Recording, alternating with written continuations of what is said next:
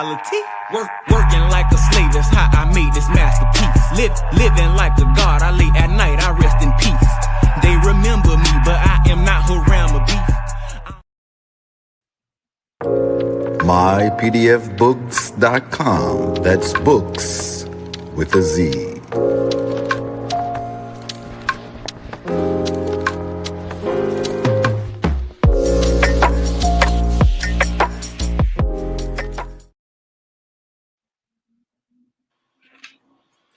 Once again, this broadcast has been brought to you by mypdfbooks.com, where reading funds the mental, and that's books with a Z.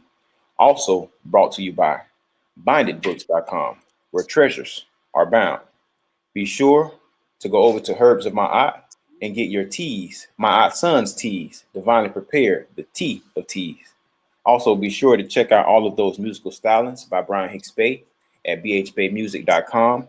For your everyday items and religious regalia, be sure to check out MoorishHaberdasher.com. And for that everyday especial Moorish drip, be sure to check out Moorsachi.com. And all of these companies are powered by ALO Design Pros. Design your online business strategy today. And without further ado, we introduce to you Sheikh Kari Goodman Bey. Peace, peace, peace. Peace, peace. Let me cut my camera on real fast so I can say peace to the people. Peace, cut it off because I was writing some stuff down and class get started. But peace to everyone. How y'all doing today, family? Excellent and magnificent. Great. Peace and love. Muy excelente. Peace, peace, peace. That sounds like Noble Lazo. Peace, peace, peace, peace. Peace and love, tribe. Peace and love. Peace and love. Peace and love. Peace to the family, man. Peace to Junior. Peace to everybody, man. Peace to his transition, man. And let's cover him, cover you, Noble Alonzo. As your son transition, it's not just a transition for him, it's a transition for the family. I know when those transitions happen, we're always proud, but we always have that, that parent thing. So I just want to put good spirits on him to make good decisions, surround himself around those that love him, and tell him, do not be worried about being different. Stay on it. And when you always right and when you always ready, you don't have to get ready. You heard me? Gratitude. Gratitude and love. Gratitude. Amen. Gratitude. Gratitude. The kids need it. Like I said, the young men need the people to talk to. That's something that I always teach and preach. And that's why, a lot of the kids say, hey man, you dope. It ain't because how smart I am. It's because I can relate. But do we do our Moorish American prayer? Nope, not yet. We'll get to it. Can you do it real fast? I got it. Allah, Father of the universe, Father of love, truth, peace, freedom, and justice. Allah is my protector, my guide, my salvation, by night, by day. Through his holy prophet, Drew Ali, Sheikh Goodman Bey, and all the mutis on here. Peace, peace, peace, peace. Inshallah and Ashe. Peace, peace, Peace, peace, peace, peace, peace, peace, peace, peace. But I want to show something, a lot of the work that I be doing out here when I be telling the youth, get with me. I support them. Everybody know me, man. I have so many pair of shoes. I sell things and I give things away and I have connections. So this right here is a brand new pair. I've been waiting for my homeboy son to hit me up in Vegas, but I tell kids, when you miss out, you miss out. These brand new, brand spanking new. Size, brand spanking new. Size 11. Brand new from the store. You can research it. I don't deal with no refurb, no bootleg, nothing. You can look them up. These from the store. And I'll be doing raffles. And so in the store, these cost like $125 with tax. What I'll be doing is a raffle. I'll sell 20 raffle tickets for $10, which is $200, for my time and my effort. And then whoever pull a ticket, they get the shoe. That's simple. People like, you ain't even trying to sell no whole bunch of tickets. I say, no, I sell them for $200 to make me a profit, but I'll do raffles, and I sold 20 raffle tickets to some youth right at the library. They like, you do this right now? I said, yeah, I just had them all right. I wrote 1 to 20 on a piece of paper. They all gave me $10. I put it in a little hat, shook it all up, boom, boom, boom, boom, boom. Let one of the kids grab it, boom. They want a shoe. They like, man, will you do this every week? I said, yeah. Until all of them gone. You feel me? Who doing that? Islam. Nobody. And so I'm going to show my brothers and sisters, it's a lot that come with it. And I'll be telling the youth, there's nothing wrong with being fresh. There's nothing wrong with having swag. But when you have that swag, you have to be smart too. And so a young man, he won these. I'm gonna drop him off at the swap meet when I go pick my wife up. You know, and I was like, man, he was like, I'm over there. A lot of families on the weekends, that's where they be. So I'm gonna take them to him. You know, he's like, you gonna bring them to me? I said, yeah, my wife up there Sunday. So with that being said, man, let's get into this teaching. Put the clip up. Put the tape in. Oh, man, I feel good. Gratitude, Noble Lamarck, for that amazing, amazing workout, as always. You mean Malik? Oh, yeah. My bad. You know what I meant. No, but gratitude, Malik, as always, a.k.a. Kill him, a.k.a. No, you're not. That's what we do. Yes, I am. I am that I am.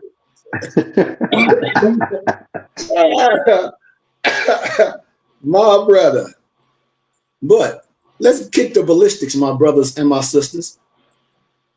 History of the black. And when I say black, please let's stay in context, because we know our nationality is not black, but we're using this for speaking references.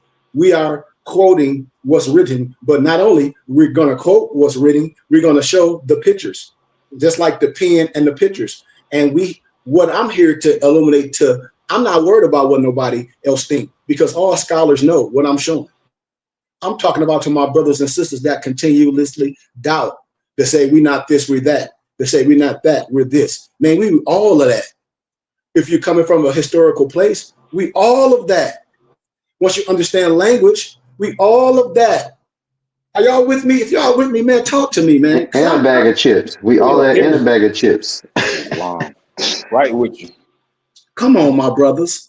Come on, my brothers. And if anybody want to add on, please add on, because I'm going to read a little bit. And I would love for my brother Brian to read with me, or anybody else. I'll do a little bit, then I'll stop. And if anybody ready, they can pick up. If not, I will proceed. But in 1751, y'all, American statesman Benjamin Franklin. Oh, let me put I hope I can see in my glasses, because, oh my God. Whoa. HD. You got to put it in HD. High definition. All right. But watch this. We deal with scholarship. Benjamin Franklin wrote an essay titled, and I quote, for all my young brothers and sisters that get ready, oh, Black history, slave. No. Write about something that's going to have them teachers be like, huh? Give them scholarship. Say, well, what about this? America as a land of opportunity. As part of the essay, Benjamin Franklin noted the demographics of Europe, the Americas, and Asia. As of his time, 1751. See, brothers and sisters, it's amazing how different the people of some areas look today. Much whiter because of war and expulsion. But nonetheless, Franklin's description of races in 1751 are in agreement with the artwork that we are about to present. Share this on your page, brothers and sisters. See, share it. One of my homies said, oh man, you ain't going to go. He said, brother, you go viral in real life. I said, man, I love what I do.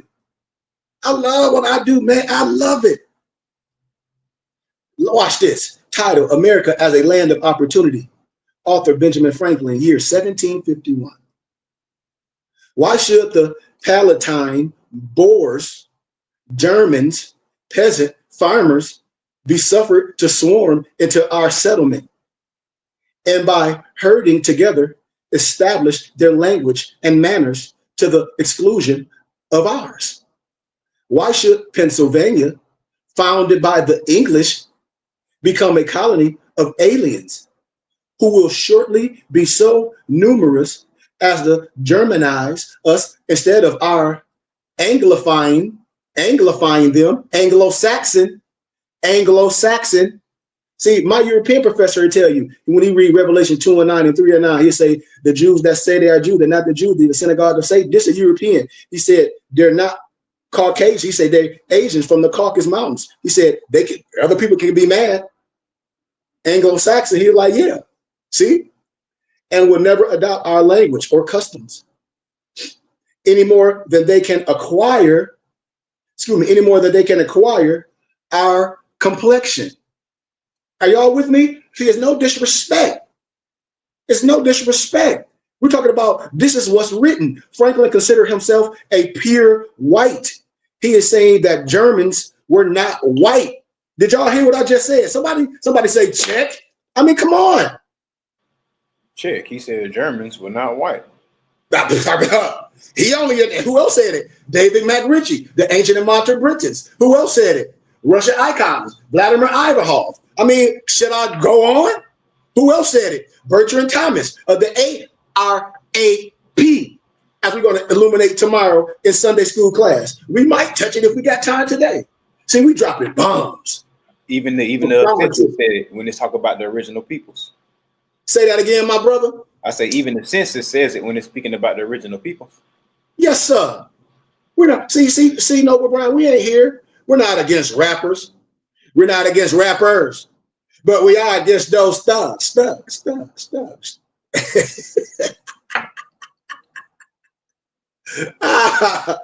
Y'all with me, man?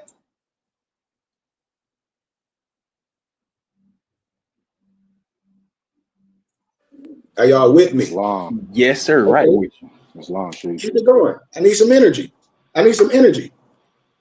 Today's Germans are indeed white. And when I say white, no disrespect. I'm coming from the writer's writings. You know, I can get all historical and with linguistics, but right now, we're not doing that. We're using it for teaching purposes. So who were the original Germans?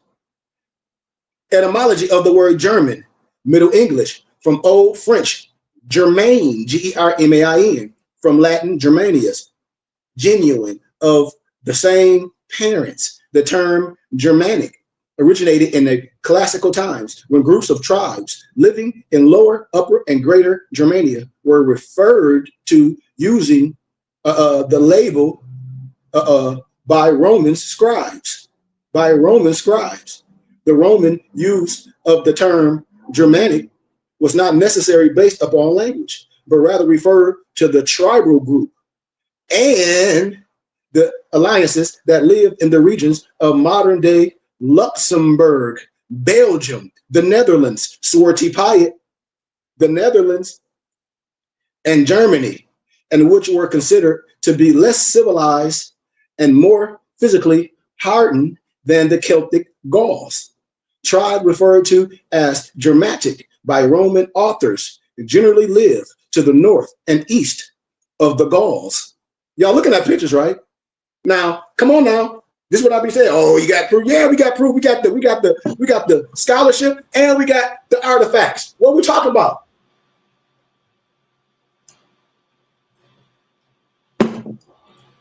Look at that. These were the Celtic Gauls. Roman coin struck in 48 BC commemorate the defeat of Vercingetorix. Picture the last king of Arvini. Look at the picture. Look at the hair. Oh my God. I said, oh my God. Modern Germanic people include the Afrikaners, the Austrians, the Danes, the Dutch, the English, the Flemish, the Friesans. Those sound like coat of arms, don't they? Family crest, of course. The Germans, the Icelands, the Lowland Scots, Norwegians, the Swedes, and others, including diaspora populations, such as some European Americans. In other words, all Western albinos per se. See, Eastern albinos are what? Slavs and Turks per se. All Caucasians albinos derive from Central and Eastern Asia when we're talking about scholarship. Continuing with Franklin's essay, and I quote, which leads me to add one remark, that the number of purely white people in the world is proportionally very small. All Africa is black or Tawny, Asia, and chiefly Tawny. America, exclusively of the newcomers. Holy so. Are y'all hearing what I'm saying? Brothers and Yeah, sisters? basically saying in the beginning the world was dark. I mean, and we're gonna sit here and play and act like, oh well, it don't matter no more. It do matter. If it didn't matter, why we didn't tell the truth? Why we not telling our kids this? Why it's not being taught? What are we afraid of? Well, it don't matter. It do matter. It do matter. Tawny obviously means brown. Africans and Native Americans are brown. Black per se, copper color. Asians are mostly brown per se. The ancients. This is consistent with the artwork and artifacts that we're about to show. But where did red man, the skin, come from per se? Professor Roxanne Dunbar Ortiz states that the American settlers were paid bounties for killing the natives of the land. You call Indians, or we call Indians. And they gave a name to the mutilated and bloody corpses they left in the wake of the scalp hunts. Redskins. Continuing with Franklin's essay, and I quote eloquently with a silver tongue. And in Europe, the Spaniards, the Italians, the French, the Russians, and the Swedes are generally of what we call a swarthy complexion, as are the Germans also. Are y'all with me? Islam. Islam. So redskins can be like a derogatory term, huh? Per se. Just like a person will say Morisco is derogatory and all that. Per se. Depending on the Spanish person, when they say, look at this Morisco or this Moringo, you know what I mean? Islam. So the design was always to project the reverse, that yes, a certain what you could say, collection of people were the majority when in fact they were not. Yes. Whitewash. Yes. I mean, I've been connecting it for 2 days. Man, I told y'all when I be live, my professor, I have my GCU thing up, my little GCU email, and we can go live on there. And they be like, did they hear what this brother just said? They like, he connected history and the biblical history. Russian Icon by Vladimir Ivanov. In the Russian icons, who are we talking about? What we looking at in Russian icons? Looking at the indigenous people. Moors. The ancient Moors. But what are you looking at? Like in the Russian icon by Vladimir Ivanov, what are those pictures of? Of what? Saints. Oh. So if those are saints, and I'm showing all history, Saint Mark and all that, all the history in Russia, Europe, what am I saying? That the piety and the nobility of the people was evident. They just whitewashed the history. The dean is there. You and not, everybody not a slave, nigga, black in color. You come from a royal, like the scriptures say, a holy nation. Yeah. And we look stupid dissing the biblical scriptures. And brother, well, Islam is this, and they argued, and they both got the same forefathers. We just don't know language. We done got caught in an image. Islam think this person. Islam, like, man, I'm not in no image. I hear you, but I can go deeper with the science. But what I'm saying, this is scholarship. These are written by Europeans. We ain't denying the history. What the people of the earth, and biblically, the stuff connects. The stuff start connecting. Islam, and it was always. I could also add to that it was absolutely necessary for them to whitewash the history because they knew through the visual that they could trick the masses into seeing things that they were just the copy you basically. So to put themselves in there, and what that would do is reinforce that mental slavery. What happened is perpetual. So when you see things that are looking like you know, things start to conjure up things. So what they did, they had to remove the visual element, so that way you would never see yourself. Islam. Yes. Come on, no boy, Lonzo. And that's what it is today. When we show proof, brothers doubt it. It's the doubt. It's the doubt. And that's what I said. We would never curse or understand. We know it was the land. We would be foreigners in our own land. Your knowledge and wisdom would be took from you. And now when it's been shown, you would diss it. That's sad. Islam. You see? You a history that had nothing to do with you. Yes. And we're not coming from no disrespect. How can we be? How can we be, y'all? We're not coming from this is what needs to be taught. And my professors, all in academia, I graduated with honors with a dual master's degree. They said, you're gonna have to teach this. They're like, this is what church is all about. This is for your people have to understand unity and understanding and donate and support something that's real. Like, you got the internet, you should be touching the masses. And I say, I'm reaching y'all. But I tell everybody, I'm not a poor righteous teacher. You know, I invested in my education. I invested in me. Other people invested in me. You know? And so I have a mission. So let's proceed. Where are we at? Okay. Continuing with Franklin's essay. Okay, I gave y'all that part. I told y'all Tony. Okay, I gave y'all that. So continue with Franklin's essay quote, and Europe and the Spaniards, Italians, I gave y'all all that. Swarty obviously mean light brown skin or mulatto, which is consistent with the artwork that we're going to show. So continuing with Franklin's essay quote, the Saxons only expected who, with the English, make the principal body of white people, no disrespect, on the face of the earth. These are the pure albinos. I could wish their numbers were increased. And while we are, as I may call it, scoring our planet by clearing America of wood. By clearing America of woods. And so making this side of our globe reflect a brighter light to the eyes of inhabitants in Mars and Venus. Why should we, in the sight of our superior beings, darken its people? Why increase the sons of Africa by planting them in America, where we have so far an opportunity by excluding all blacks and tawnies of increasing the lovely white and red? But perhaps I am partial to the complexion of my country, for such kind of partiality is natural to mankind. White and red equals albino. This there right? Do y'all hear me? Say it again. Islam. Say it again. Brian, would you read this a little bit for me? I'll come back and read. Will somebody read? Take this right here. I'll come back and read a little more. Islam. Anybody? The history. Holy Roman Emperor Charles IV from 1316 to 1378.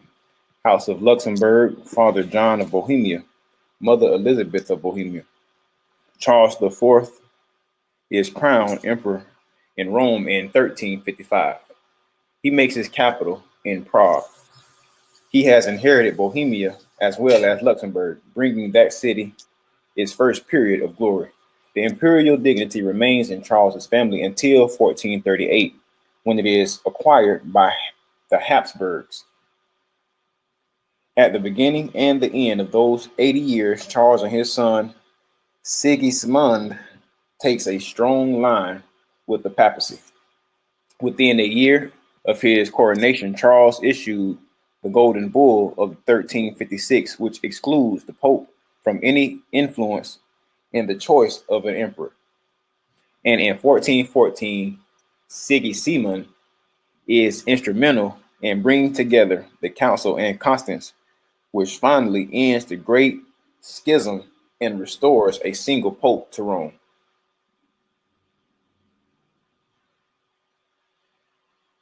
And this is a picture of the Holy Roman Emperor Charles IV, House of Luxembourg, kneeling before the Madonna in 1370. Fragment of votive picture of Archbishop Joe Oko of Balsam. So that's it. That's a Tawny. That's the Tawny Moore. That's the picture of it. Come on over, Alonzo. Teach. Okay. Teach. Okay, Islam. Christian Castle is a large Gothic castle founded in 1348 AD by Charles IV, Holy Roman Emperor elect and King of Bohemia. The castle served as a place for safekeeping the imperial regalia, as well as the Bohemian check coronation jewels, holy relics, and other royal treasures. Located about 30 kilometers west of Prague, above the homonymic village, pardon me, Yep. is one of the most famous and most frequently visited castles in the Czech Republic. Uh-huh. Oh, that's some nice architecture right there. Yes, sir. The Karlsten Castle. Founded in 1348, the construction works were directed later by Karlsten Burgrave Vitus of Bitov. But there are no records of the builder himself. Some historians speculate that Matthias of Arras may be credited with being the architect, but he had already died by 1352. It is likely that there was not a progressive and cunning architect, but a brilliant civil engineer who, with a necessary mathematical accuracy, solved technical exigent problems that issued from the emperor's ideas and requests. Indeed, Holy Roman Emperor Charles IV personally supervised the construction works and interior decoration. A little known fact is that the emperor hired Palestinian labor for the remaining of the work. Construction was finished nearly 20 years later in 1365, when the heart of the treasury, the chapel of the Holy Cross situated in the Great Tower, was consecrated. Now start right there. Now, remember the other day I was showing, we were looking at the pictures. Was that last week? Yeah, I think that was last week. And all that of St. Maurice, right? All those pictures, right? Yep. Okay. All right. Keep going, brother. Following the outbreak of the Hussite Wars, the imperial regalia was evacuated in 1421 and brought via Hungary to Nuremberg. In 1422, during the siege of the castle, Hussite attackers used biological warfare when Prince Sigismund Korybut used catapults to throw dead but not plague infected bodies and 2,000 carriages load of dung over the wall. Disgusting. Apparently managing the spread infection among the defenders. Later, the Bohemian coronation jewels were moved to the castle and were kept there for almost 2 centuries, with some short time breaks. Uh-oh. There's another picture of a tawny or Swarthy individual. That's And a this swarthy. is That's the swarthy. albino people. Say it again, Noble. No, swarthy. That's a swarthy. Swarthy more. Swarthy. The albino people are never ending in their silly anti-black contrivances. This rather strange, perhaps overpainted 14th century panel of a black knight / king painted between the years of 1357 and 1367 by Theodoric of Prague and found in Karlsten's Castle, Chapel of the Holy Cross, east wall of the choir, right side of the lower register, Prague, Czech Republic, is of course called a painting of Saint Maurice. Of who? Saint Maurice. From last week, St. Maurice. The black boy. Hey, listen, man. I've been trying to tell brothers and sisters. A lot of our brothers is not educated enough scholastically. First century, medieval, the dark ages in Europe was Rome. Like what's happening in the world. We get so caught up in dogmatic. We get so caught up in one aspect of history. And I said, brothers, that's not science. That's not historical. Okay, so we're gonna just all the artifacts that these people have been having for over years. And like, are we gonna be that crazy? And then, well, this is the dark ages right here, right? This is the dark ages. I mean, dark-skinned people. Yes. And people be saying, and well, what happened? And then try to say like this, Nobles. Well, the Moors sold this out. And I said, see, you trying to just say because you see feds and you saw on the internet where you saw Leopold made those people in the continent of Africa not only put on army uniforms and put on fezzes, because you don't know the atrocities of that. You would sell your brother out worse than that. You would sell your brother out worse than that. Humans sold humans out, right? Yeah. So And that's what I be you could telling replace people. the word more with humans, sold humans You, out. So what we talking about? yeah, you got these militia in the continent of Africa right now killing each other. People in villages. Hell, Leopold made them Africans put that on. You either gonna die and fight for what you live, or you're gonna be a sucker and sell out and help capture your own people. That's what a lot of them did. Hell, and then Hitler regiment, they wore the fez and they study Islam. So what we be talking about, that's the excuse we be making. And I said, stop that, man. Stop that. We're talking about the right science. Proceed, brother. Islam.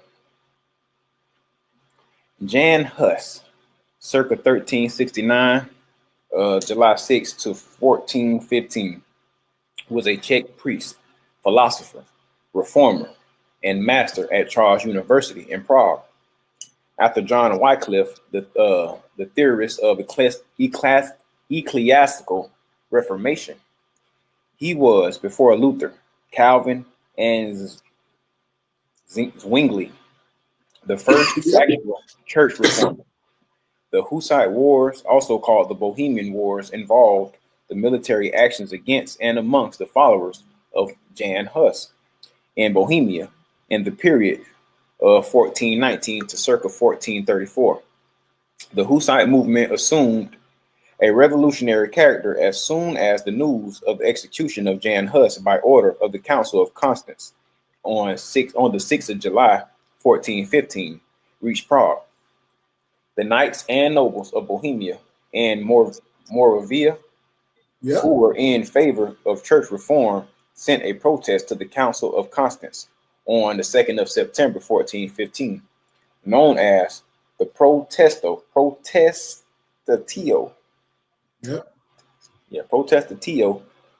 Bohemorum, which commended the execution of Hus in the strongest language.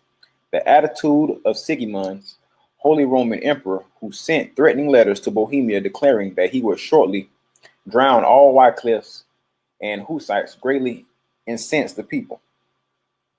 Between 1420 and 1431, the Hussite forces defeated 5 consecutive papal crusades against followers of Hus.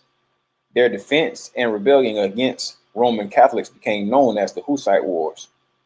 A century later, as many of the 90% of the inhabitants of the Czech lands were non-Catholic and followed the teachings of Hus and his successors.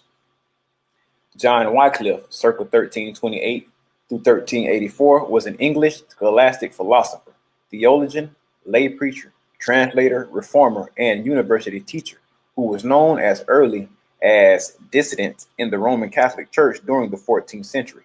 His followers were known as Lollards, or a somewhat rebellious movement which preached anti-clerical and biblical-centered reforms. The Lollard movement was a precursor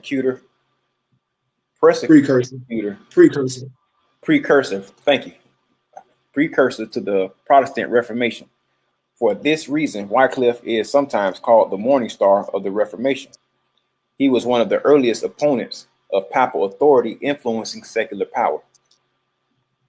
The castle underwent several reconstructions in the late Gothic style after 1480, in Renaissance style in the last quarter of the 16th century. In 1487, the big tower was damaged by fire, and during the 16th century, there were several adaptations. During the 30-year War in 1619, the coronation jewels and the archive were brought to Prague. And in 1620, the castle was turned over to Ferdinand II, Holy Roman Emperor. After having been conquered in 1648, the Swedes, it fell into despair. Finally, a neo-Gothic reconstruction was carried out by Josef Macher between 1887 and 1899, giving the castle its present look. Check that out. Now look at this. I'll take over. Gratitude. I'll read a little bit more. If anybody else want to read, just say so. I'll take over. Gratitude, Brian, for eloquently reading that. Islam. Gratitude. And that's what I tell brothers. When you read it for yourself, it's so powerful. And then when you go back Gratitude. and read it, because it means things. It's just like praying when person say you can't pray. Yes, you do. It's in you. It should come out. It's flowing. Freestyle per se. But the Holy Roman Emperor, Charles IV, look at those pictures. Receiving Christ's relics from the French Dauphin. Christine Castle, Czech Republic. The Dauphin, Charles I of Vionis, 1338-1380. Also King of France. Look at this. Charles V, Dauphin of Vionis, Count of Diosis and Valentinius, Duke of Normandy, ruled the Dauphinate as the first Dauphin of France, 1350-1364, and ruled the Dauphinate as King of France, 1364-66. Look at now, page up. Now I want y'all to just look at this. Watch, we gonna get good. Oh, we just gonna get good. The Holy Roman Emperor. Look at Charles IV, 1360 all the way to 78, receiving thorns of the crown of Christ from John II or Juan II. Fresco at Carlsen Castle, founded in 1348 AD by Charles IV. The castle served as a place for safekeeping the imperial regalia, as well as the Bohemian Czech coronation jewels, holy relics, and other royal treasures. Czech Republic. Yeah, page up. Oh yeah, look at the pictures. We're gonna keep going. The Holy Roman Emperor, the fourth, Charles, places the relic on a thorn from the crown of Christ in a reliquary, in like a safe place per se, holy place. Fresco at Carlsen Castle, founded 1348 AD by Charles IV. The castle served as a place for safekeeping the imperial regalia, as well as Bohemian chess, coronation jewels, holy relics, and other royal treasures. Page up. Look at these pictures. Woo! Look at that. Come on now. Come on now. Charles IV, the Holy Roman Emperor, and the third wife, Anna of Schwedenitz, the Switnica, or the Switnica. Look at that. Look at that, family. The Golden Bull and the electors of 1356, 1806 AD. The Golden Bull issued by Charles IV, 1356, clarifies the new identity, which the Holy Roman Empire has been gradually adopting. It ends papal involvement in the election of German king by the simple means of denying Romans' right to approve or reject the elector's choice. Papal In return, yes, sir. In return, by separation agreement with the Pope, Charles Urbanus imperial claims in Italy, apart from a title to the kingdom of Lombardy inherited from Charlemagne. And see, in these pictures, yeah, it's like we got the pictures of the Moors playing chess, all that. People want to denounce the picture. I say, you can't denounce the history because the Europeans going to denounce you. The scholars, that's the truth sayers. That's the 5%ers. They're telling the truth. They're real historians. Germany tapestry, 1400 AD, depicting black soldiers defeating a black king and queen in the windows from attacking white men called by whites, wild men, and Moors. What's the name of it again? The wild men and Moors. Come on. Called by whites, the wild men and Moors. Mm-hmm. The emphasis is clear. This is now to be essentially a German empire, as reflected in a new form of the title adopted in 1452, Sacrum Romanium Imperium Nationis Germanessa, Holy Roman Empire of the German nations. The Golden Bull also clarifies and formalizes the process of election of a German king. The choice has traditionally been in the hands of 7 electors, but their identity has varied. The Golden Bull explicitly named the 7 Kurstens or prince electors who were to choose the king of the Romans, who would then usually be crowned Holy Roman Emperor by the Pope later. The 7 prince electors were 3 prelates, were the Arch-Chancellor of Germany, Mainz, Gaul, and Burgundy, Trier, and Italy, Cologne, respectively. The Bohemian cupbearer, the Palsgrave, the Seneschal, and the Saxony Marshal, and the Brandenburg Chamberlain. Consequently, the bull speaks on the Rex in Imperatorium Promovenus, the king to be promoted emperor in English, although the distinction between the two titles would become increasingly irrelevant and virtually non-existent after Maximilian I had renounced his coronation as emperor in 1508. See, this is history. Watch this. We're going to get deeper.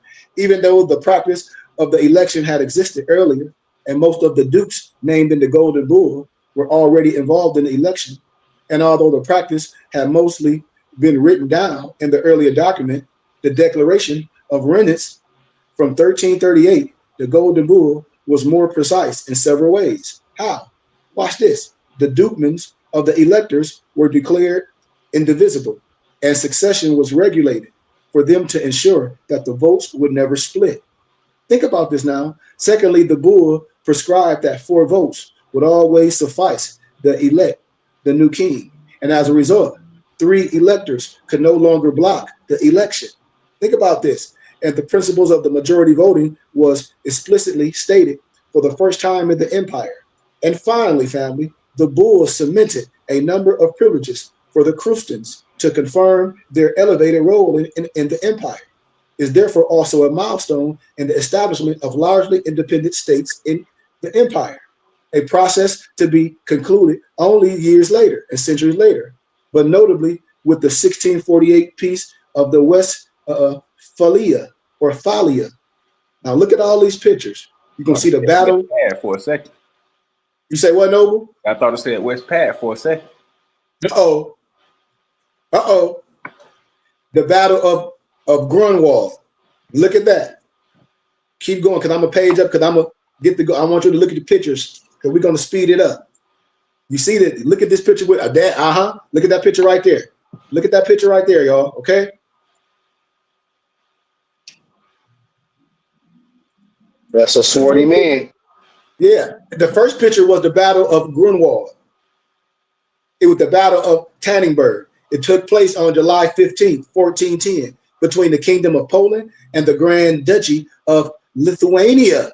One on one side, estimated 39,000 troops, and the Teutonic Knights of the Holy Roman Empire on the other, about 27,000 troops.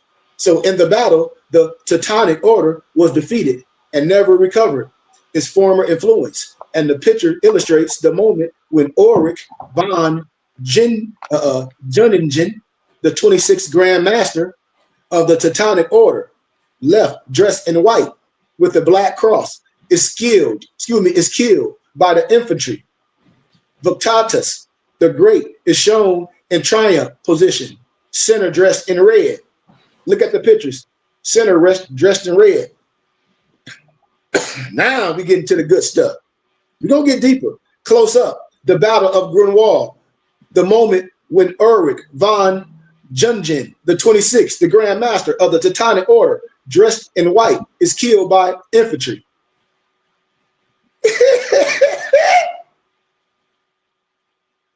Let's go on. Pull up the picture. Go up, go up, go up. Let's look at more pictures. What are we looking at? Come on, man. The hours of the anytime cavalry or chivalry is one of the most famous and lavish illuminated manuscripts of the 15th century. It was painted for the treasurer of France by John Fouquet or John Fett or Fouquet, the court artist to King Charles VII, and the 4th, Louis. Big Lou. Where Big Lou at? Who worked only as a miniaturist or a miniaturist. So when you look that up, you're like, okay, well, I see. Got to start looking these things up. But also as a panel painter, did a lot of things. The Lehman miniature decorates the page that contains the opening words of the evening prayer, the Vespers, the hours of the Holy Spirit. Research it. It shows the faithful standing in the foreground on a terrace, looking up at the hand of God as demons flee to the left and the right. The subject is highly unusual as the topographically the accurate depiction of the medieval Paris. So what you're looking at is this artwork, is this pictorial of medieval. And when I say medieval, these times. First, these times before, in which the Cathedral of Notre Dame. So these medieval times is stepping away from all the natural essence of what we're supposed to be doing, because it's so evil. It's our lower self of what we not supposed to be doing. So it's like we in our lower chakra. That's that medieval time. But also in this aspect, when they say medieval time, and you would think it was something scary, or you would say the Dark Ages, that those times is going to show your history. It wasn't nothing evil, wasn't nothing dark for you. We got to understand how can I say, what it's saying in the word. It's almost like a person to get that book, the demonology of King James, and they'll say, well, see, King James, the devil did this, and never read it. That's how you know somebody never read nothing. And then they don't even get historical and talk about the ones before this. And you can see how, no disrespect, but they all copied you. You know what I mean? Copied you. And you were whitewashed out of history. But Islam on that, Noble, Malik, Islam. But it shows the faithful standing at the right ground, but the subject is highly unusual. And the spear of Saint Chapelle, the Pont Saint Michael, and other monuments of the Adel de la Sea, including the Hotel de Nacelle, where the figure standing and immediately recognizable. Now, the King of France, the 7th. Now I'm gonna start showing y'all things. I'm gonna start showing you pictures and different whitewashing of history, but just stay in context. I'm gonna speed it up because we got time to talk about the other document. I got some better for Sunday school. Just be coming to me. But the House of Habsburg, Frederick III, where you see the Holy Roman Empire. So page up, look at the picture. And from medieval manuscript, the person responsible for whitenizing this picture apparently didn't understand that the figures were supposed to be symmetrically in skin color too. He whitenized the living, but left the dead showing the normal variations in skin color.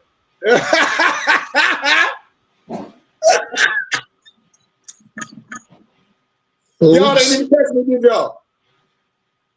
Oh yeah, I caught you whitenizing everything.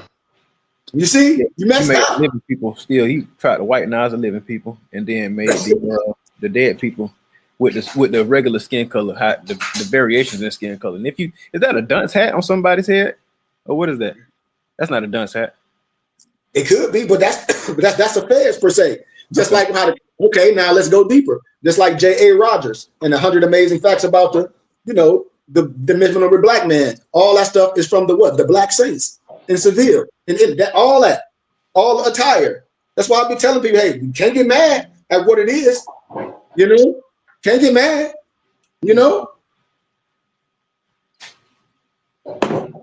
Message. Oh, they can get mad. They should be mad at the truth. That's right. But the truth will make you free. See? The Book of Hours, the Origin of France, Paris, date from 1480 circa to 1490. 3 living and 3 dead.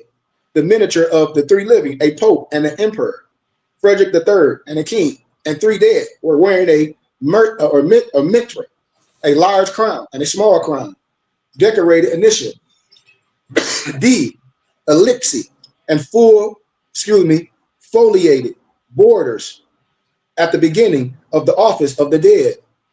Attribution, style of the master of Jaques de Viscount, Maximilian the 22nd, March 1459, January the 12th, 1519, the son of Frederick III, the Holy Emperor, and the Eleanor of Portugal, was king of the Romans, also known as king of the Germans, from 1486, brothers, and the Holy Roman Emperor from 1493 until his death.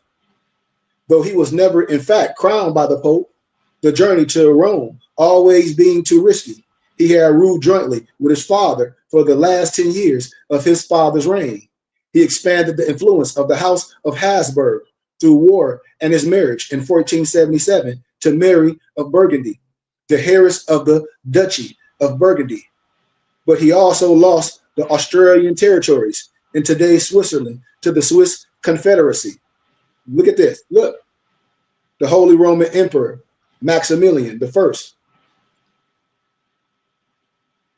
It's a cast silver Scarlingen, minted in 1505. You can be mad all they want to. Margaret, Australia.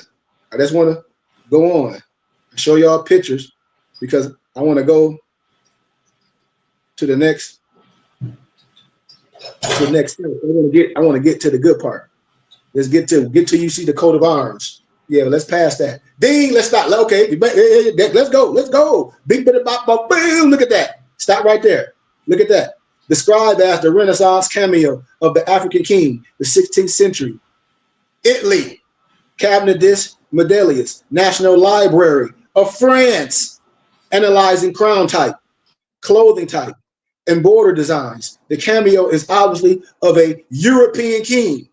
So all those pictures I want to fast forward because I can show you other history when I be talking about whitewashing of history books, when they try to take stuff off and paint over it, but then they be forgetting to do it on all the other ones and be like, well, all these is family, and that's their son, and all that. Well, how can they be this, and that? They'd be like, oh, wait a minute, I done messed up. Yeah, because in the Maccabee, the Gentile, the heathen tried to whitewash themselves in the history books. And the scholarship book, Russian Icons by Vladimir Ivanov, snitch on them. And Vladimir Dale's dictionary of what an Arab, A-R-A-P, consists of, bust their head open wide more. And Vladimir Dale's dictionary of what an ancient Arab is consists in. What more can I say? Huh? What more can I do? The truth is now. right for you. Come on, real talk, Noble Malik. Look at this, the mid-16th century Italian cameo, Sardonyx and gold, formerly of the Milton Wheel collection, 1938. Come on, man. Come on, go. Let's look at the other brother. Oh, look at the brother. Look at the brother. Blow that up a little bit, Noble. Brian Hicks Bay. Look at that brother. Late 16th century cameo ring, probably Italian, Venice. It's in the type of jewel, sardox, and gold, formerly of the Milton Whale collection, 1938. Uh-oh. Then look, then look what they started doing. No disrespect.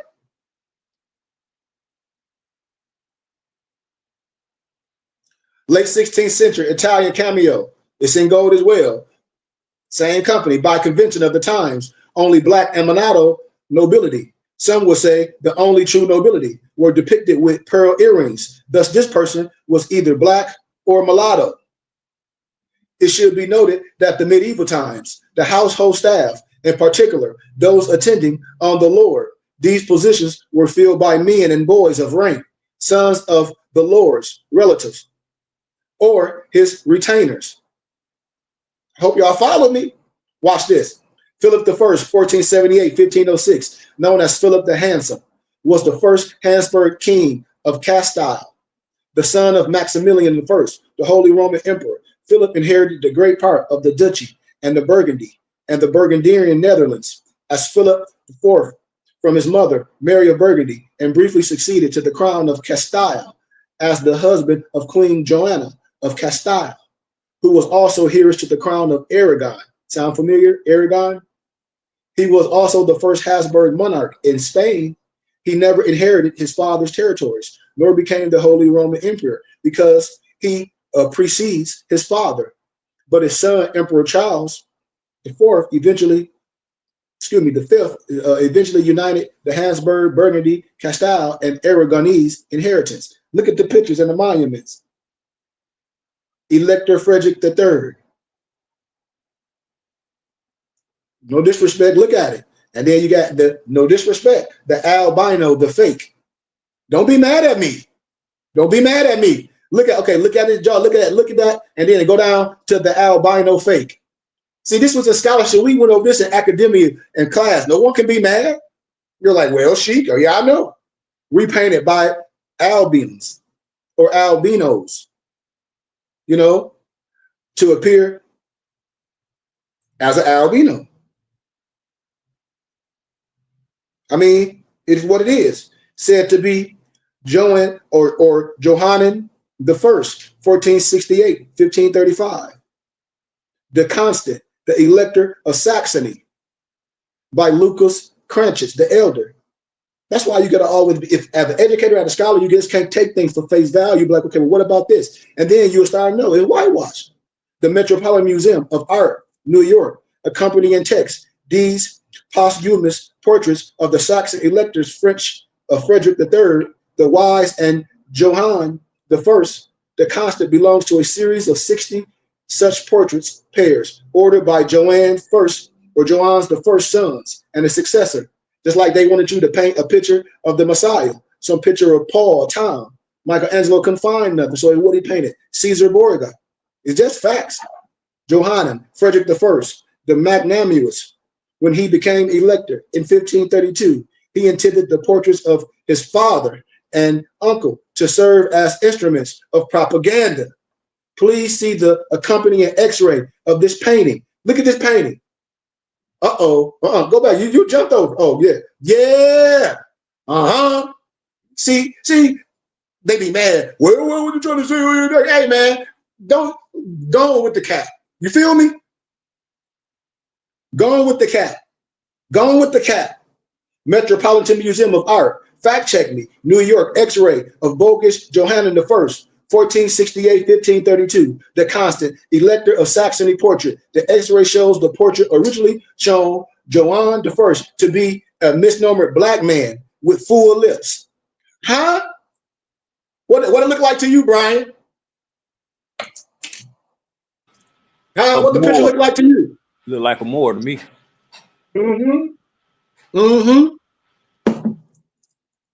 Yeah. Because, yeah. Pope Eugene IV, born in Venice, Italy. Look. Pope Eugene, 1383, 1447, born Gabriele Condorum. He was born in Venice to a rich merchant family. Pope George VII, with his maternal uncle. He was Pope 1431 to his death in 1447. He is the last pope to take the name Eugene upon his election. Page up, brother. Page up.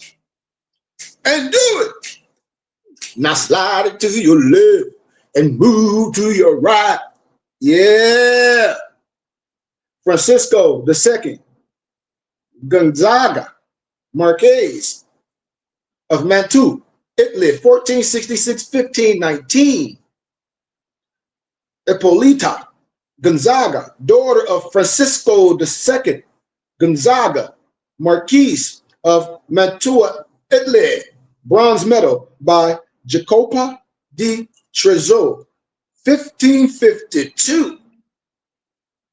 Francisco II, or Gonzalez, 1466, 1519, was the ruler of the Italian city of Mantua from 1484 until his death. He married Isabella d'Este in 1490. He was descended as short, pop-eyed, snub-nosed, and exceptionally brave. And he was regarded as the finest knight in Italy. Later, he was a rival of the Ventians as leader of the Holy League formed by Pope Julius II against them. In that occasion, he was captured by the Venetians, who held him as hostage for several months and humiliated him. Being in 1503, he started a long relationship with Lucrezia Borgia. On his death from syphilis, contracted from prostitutes, he was succeeded by his son Federico, with Isabella acting as regent. His other son, Ferdinand Gonzaga, originated the branch of the Counts of Guastalla. So, of course, we know the history of Martin Luther. You know, the 10th of November, 1483, February 18th, 1546, German priest, professor of theology, an iconic figure of the Protestant reform. When black people talk about, oh, I've been baptized. Well, the Protestants still said you were the slave. I got the books. No disrespect. Well, I'm a Christian. Yeah, a black slave. We know. No disrespect, though, at all in that context. He strongly disputed the claim that freedom from God's punishment for sin could be purchased with money. He confronted indulgence salesman Johann Tetzel with his 95 thesis in 1517. His refusal to retract all of his writings at the demand of Pope Leo in 1520 at the Holy Roman Emperor. That's when Charles and the diet of worms he had died. They all died, you know, and condemned, and he was outlawed by the emperor. But I want to just go up and start showing more history. Go up a little bit more. Go to the melanation. Go bam, because we got to start looking at things and be like, wait a minute, start thinking about things, and then start seeing how the writings and say, well, it got to be from this area. Why? Because the alphabet. Start thinking. You know what I mean? Noble Lamarck is not going to have pictures of himself and his family in the regions in, say, in German, in Sprechen die Deutsch. If he don't understand or ain't the culture, he would have it in a language that he understands or that he's familiar with. Am I right about what I'm saying? Yes, sir. Yes, You're sir. right about that. Okay, so think about that. As Noble Brian said, wrap your mind around this. Oh man, what did he say, man? Gratitude for the teaching. Thank you, brother, for being here. I told you, I'm gonna always teach. That's why I said we done went to high school and all that, college and everything, all these years. Man, come on. And in this little bit of time, I'll have enough time to teach what I know, what I can regurgitate, and can build your library and teach not only you, our kids, we can build this nation the right way. Albrecht von Hohenzollern, 1490, 1568, y'all. Look at him, like he got like beads in his hand. Look how the Masonics take a lot of the regalia. You know, the first Duke of the Duchy of Prussia, the 37th Grand Master of the Teutonic Knights, the Grand Master, you heard me? Look at Dorothea, Princess of Denmark and Duchess of Prussia, 1504-1547. She was the daughter of King Frederick I of Denmark and Anna of Brandenburg. She married Duke Albert of Prussia. So the portrait of Dorothea above from Frederiksborg Castle, Dorothea, Princess of Denmark, the mother, Anna of Brandenburg, 1487-1514, was a German noblewoman. I got pictures of my wife, grandmother's mother's mother, as the noblewoman, tribal woman, saying that they free. When we talk about the 5 tribes, and she got the turban on and her nobility, you know how Superman had his hair with a curly Q? Her great grandmother hair got the curly Q. Like that. I said, oh my God. And then she's sitting just like Prophet Noble Dralina with her left foot forward. I said, oh my God. My empress got the pictures. That's why when I be meet elders, they say you teaching the right science. We ain't gravitating to no man-made this, no end. That ain't what we talking about. Not me. I connect myself to God. Period. No matter what you call it. We can play linguistics. But after her father's ascension to the throne in 1523, a marriage was suggested. So I don't want to stay and read that. That'll take too much time. So let's pull up to the Teutonic Knights and look at these coats. The cross of the Teutonic Order, the coat of arms of the Teutonic Order, the Grand Master, the alternate coat of arms of the Teutonic Order, the coats of arms of the Teutonic Order. Don't these look familiar? The one on the end and the one on the two. Don't that look like somebody had on their shield? Don't it? Huh? Yep. Come on, brothers. Talk to me. Yeah, you right. Okay. The Order of the Brothers of the German House of St. Mary in Jerusalem. Official names, Latin, Ordo Domus, Santri, Marie, Tectorium. I'm not going to say them all because everybody don't know what the hell I'm talking about. But commonly called the Teutonic Order was the German medieval military, or in modern times, a purely religious Catholic order. I don't want to stay too far on that. We're gonna proceed because I want us to see things. Page up, until you get to John Elector of Saxony, 1468, until you get to that monument. The brother and the successor of Frederick III, the wise of Saxony, the house of the Witten, Father Ernest, Elector of Saxony, Mother Elizabeth of Bavaria. Page up. You see it. Pictures by Marian and John of Saxony, known as John the Steadfast or John the Constant, Elector of Saxony, 1468, 1532, by Marian, his son Philip, to the handsome, to the future queen, Joanna of Castile in 1498. Maximilian established the Habsburg dynasty in Spain and allowed his grandson Charles to hold the throne of both Leon Castle and Aragon, thus making him the first de jure king of Spain. See? Philip having preceded his father, Charles succeeded his grandfather, Maximilian, as what? The Holy Roman Emperor in 1519, and thus ruled both the Holy Roman Empire and the Spanish Empire at the same damn time. So keep going. So page up, because I don't want to stay too many teachers. I want people to just catch on where we're going with this. Which of these is a true likeness of Charles? We go up Charles V, the Carlos Quinto or Quinito question. That's where, yeah, let's get there. Let's keep going. The Spanish book on Charles Quinto. And then you got Henry VII, the left, with Charles, the right, and Pope Leo, center, circa 1520, right? That's what they say. Let's look at it. Remember that picture of the brother at the top when they whitewashed him, but we saw the original, right? Already. I'm showing you, right? Remember? Okay. I hope things got to start sticking. The medal of Charles Quinto, page up, Emperor Charles, seated, painted a tribute to Titan, 1548. Oh, look at the chin, look at the chin. Are these more mulattoized or mulattoized? You know, term mulatto depictions accurate? Are they accurate? Question mark. Are they accurate? Are they accurate? See, these the things in scholarship. What I said, we have to do this. We can go to these places and say, no, these are not accurate. That's like I got ancient books that cost thousands of how things were whitewashed. Russian icons is one of them. And no, they weren't no ancient blacks. They were Russian icons. And David McRitchie told you that you were ancient and modern Britons. It's no disrespect. And then I got all Godfrey Higgins and all the other first church fathers and writers that wrote all over in the Negro question that's saying the same thing, that pinpointing what was happening. So we got to get with the right knowledge. The right knowledge is right here. No, they not.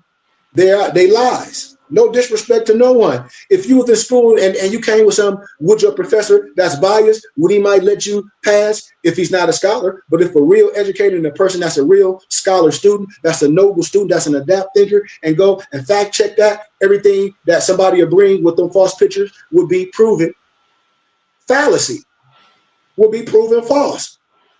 You can take it to the court of law and say and get an unbiased judge or whatever you want to call it. He'll say, well, this man has proved his facts. What are you steady going on for? You don't have to like him. He proved his case. He can rest his case. You don't have to like that man candor. Come with the facts. Come with the facts. Oh, I think I feel. You done. Oh, I feel this. Oh, I heard. You done. You done. Contempt of court.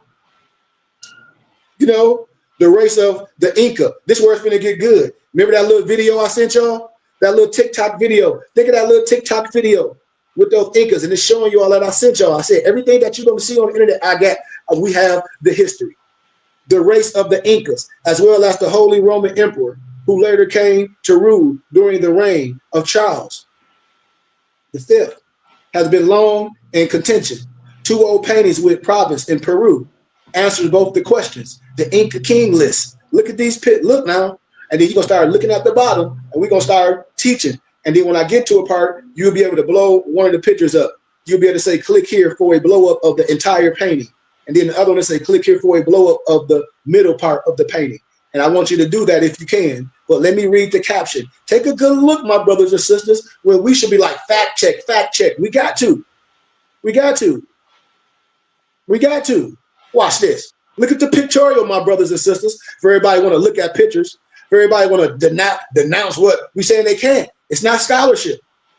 It's feelings. I'm dealing with scholarship. The painting in the Larco Museum. You heard me. In Lima, Peru. Where? In Peru. Look it up. The painting depicts the Inca emperors and the subsequent European emperors of the Inca.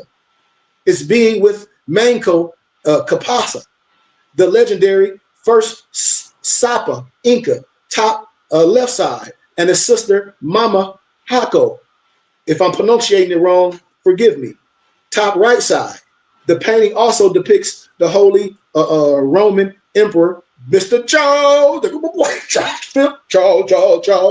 Charles Quinto, as the first European emperor of the Inca. The rest were Spanish kings. Watch this. The painting can be dated circa 1800 because the last two entries are Carlos III, Charles III, and the 24th Inca emperor, and his son, Carlos IV. Then you got Charles IV, House of Bourbon, and the 25th Inca emperor. Then you got Charles. Then you got oh man, this is crazy. Then you got Charles IV reign as King of Spain from December 14, 1788 to March 19, 1808. You know, I did his favor of his son, Ferdinand II. Can you click on that picture? And you're gonna see something. Can you click on it? Go page up when it says click on the. Did you do that already? I don't think it won't let me click it because it's okay. It's okay. It's okay. Well, a panel from the painting in the Larco Museum in Lima, Peru, depicting the Inca emperors. You can stay right there on that panel.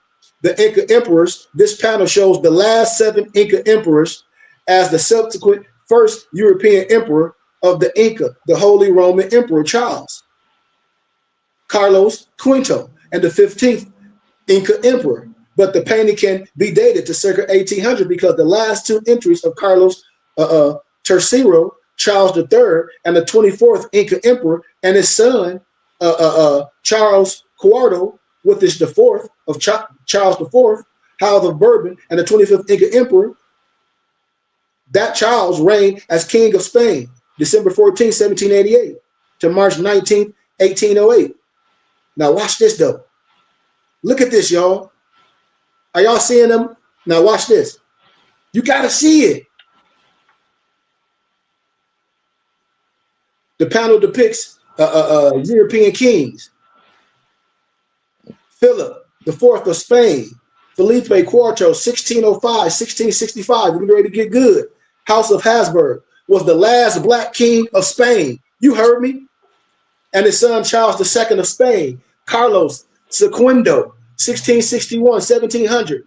The last Habsburg to reign in Spain was apparently a mulatto. The painting can be dated circa 1800 because the last 2 entries I told y'all, also Carlos Tercerio, Charles III, the 24th Inca emperor, and his son, the 4th Charles of Bourbon, as the 25th Inca emperor, and then the other Charles, the 4th, reigned as what? King of Spain.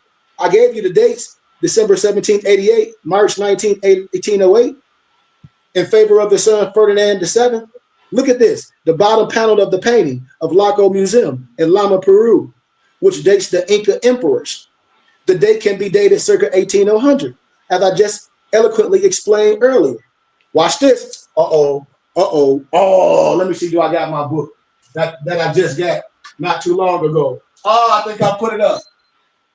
Oh, y'all, this on the cover. This is so good. Hold on.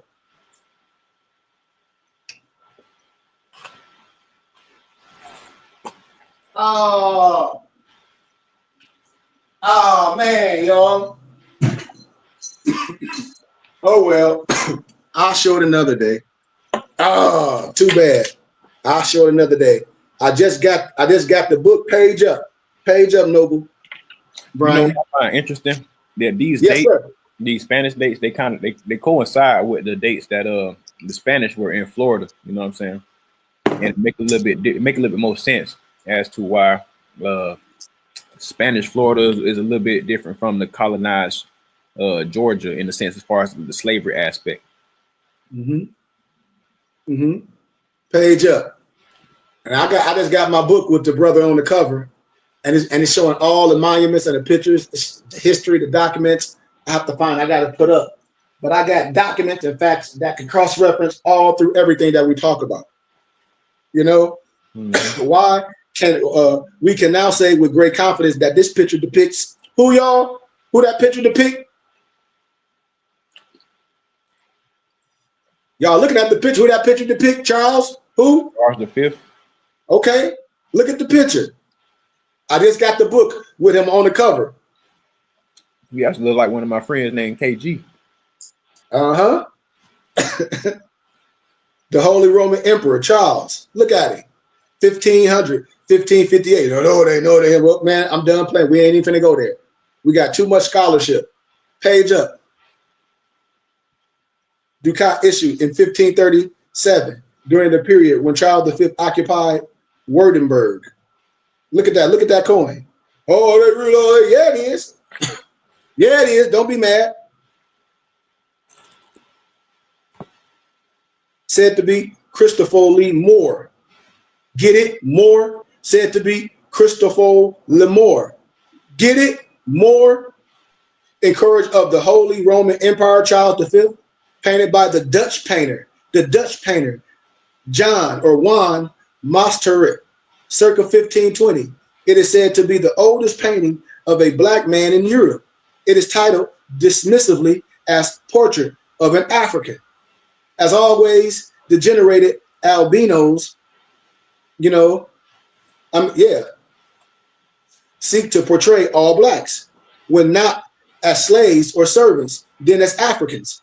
In this way, they preclude all possibilities of them being native Europeans. But see, we got the scholarship to destroy all the crap. Russian Icon by Vladimir Ivanhoe. Ancient and Modern Bridges by David McRitchie. Godfrey Higgins. We got too much proof. Page up, page up. Oh, let's look at more pictures. Page up. People they love pictures so much. Let's give them pictures. Look at the brother. Probably Charles V, the Holy Roman Emperor, by virtue of the time frame and his Habsburg jaw. The Habsburg jaw. Mandenburger. Prognosticism. In typically lion albino fashion, this painting is falsely called a Balthazar, the Moorish king, circa 1525, by the Dutchman Jules van Cleve. Not the clothing, the clothing is European. The scepter is European. The orb is European. No similarities with the scepter, orb, and the imperial crown of Austria. Look at it. So tell them to stop the cap, y'all. Like we done. None of that attire is African. And then they messed up. Look how they white. Look at the hands. Look what they be doing. Look at the face. Look at the whole neck. Everything. Look at the hands. Stop the cap. You see the hands? Yeah. Yeah. Right hands. They be forgetting.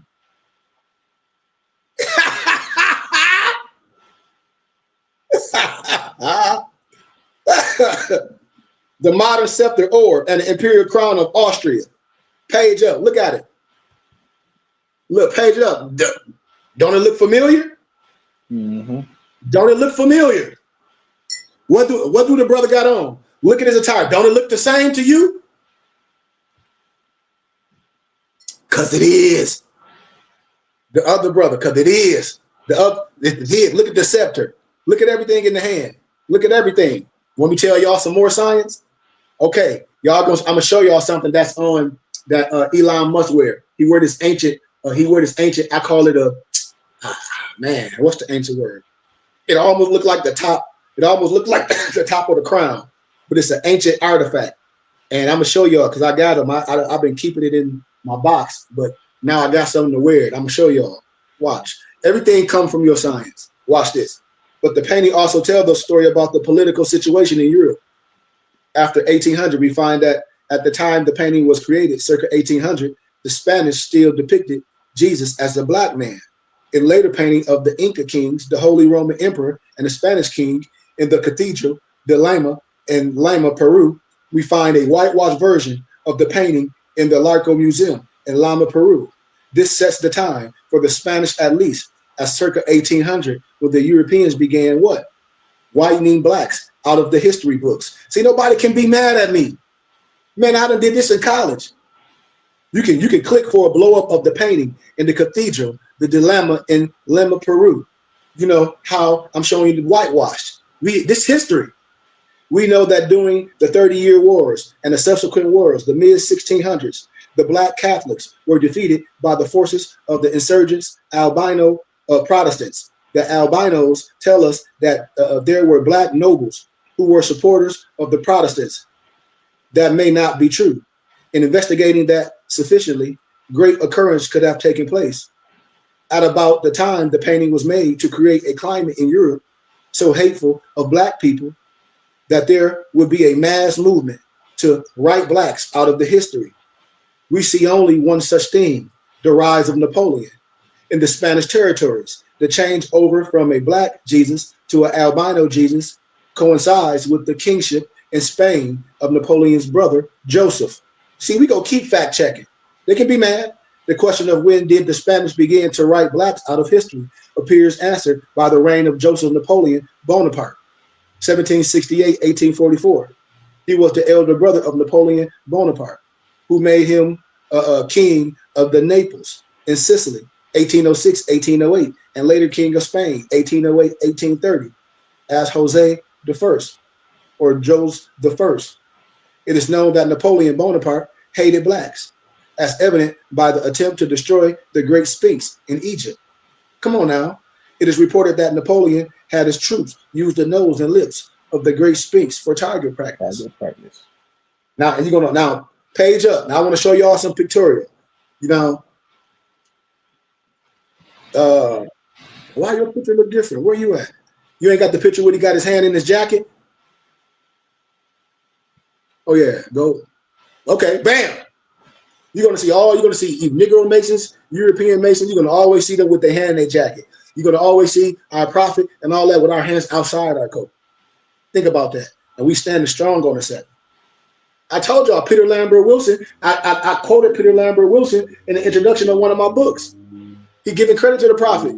He's showing how he's, man. Let me proceed. Napoleon in his 30 at the Turliers, 1820. But is this really what happened? One should never use Wikipedia as a primary source. That's why I said if you was in school dealing with me, trying to debate me, and with all this stuff you pull off the internet and Wikipedia, my professor would have been like, or my chair would have been like, man, don't come messing with this man. They're like, you coming with a whole bunch of stuff you got off of Wikipedia. And I'll be telling people, stop. Just stop the cap. But you can't use that as no source. It is often inaccurate and on racial matters, often lies in support of the albino, falsifying history. But it does provide a general view of times of Napoleon. It does. Of particular interest is that Napoleon's father, Carlo Bonaparte, in his portrait appears to have been a mulatto. Go page up. See, Napoleon's father, Carlo Bonaparte. In a study done in 2011 titled Haplogroup of the Y chromosome of Napoleon the First by Gerard Lucco, Theory, Chomset, Peter, Frockrendan, it was determined that Napoleon's male line descended from an African of the E1, B1, B1, C1 haplogroup. Research it.